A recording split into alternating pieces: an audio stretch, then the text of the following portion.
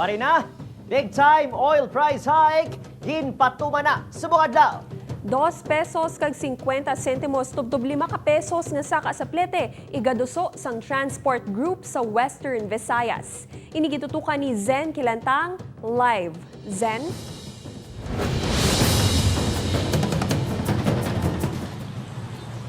Adrian Kate, ginakabig nga dugang nga palasanon sa mga motorista ang pagsaka sa presyo sang produktong petrolyo kung sa diin nagapanghakroy na ang mga driver sang pangpubliko kag pribado nga mga salakyan.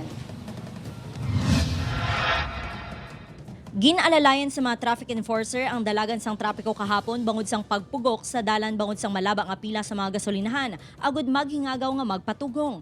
Epektibo subong adlaw nagsaka ang presyo sang gasolina sang 3 pesos kag 60 sentimos samtang ang presyo sang diesel nagtaas sang 5 ka piso kag 82 sentimos. Tuman kasakit para kay Manong Jose, isa ka PUJ driver sa Oton Iloilo, ang saka sa presyo sang gatong bangod apektadong kita sini.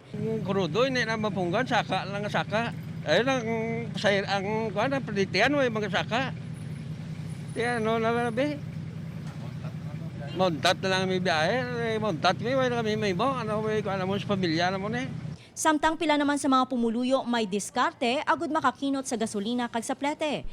Diskarte, bisiklitan lang kung lapit-lapit mo lang eh. Mayo kung may budget ka sa pangbakal, crudo or gasolina.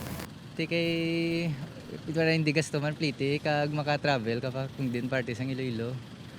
Ante amo lang yan, magubra ka, bike lang yan, bike to work lang.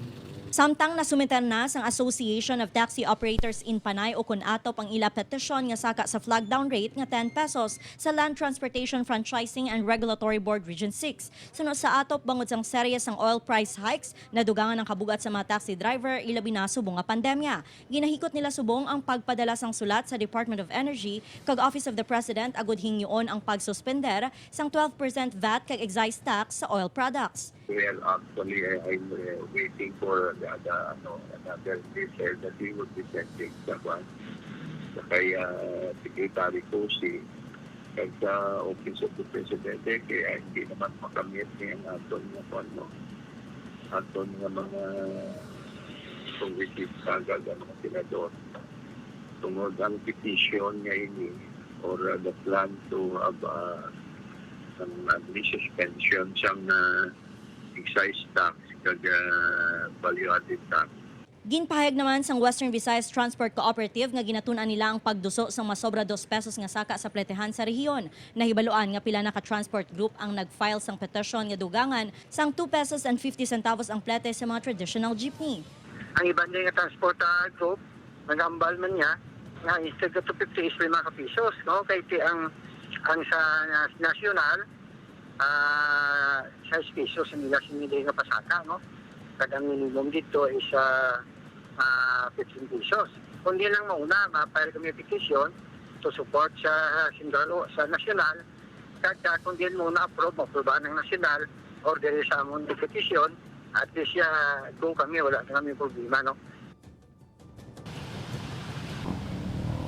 Kate, positibo sa gihapon ng transport groups nga maaksyonan sang gobyerno ang problema sa presyo sang gatong ilabi na ang pag-amyanda sang oil deregulation law agud mapahagan-hagan ang pagsaka sa presyo sang petroleum products.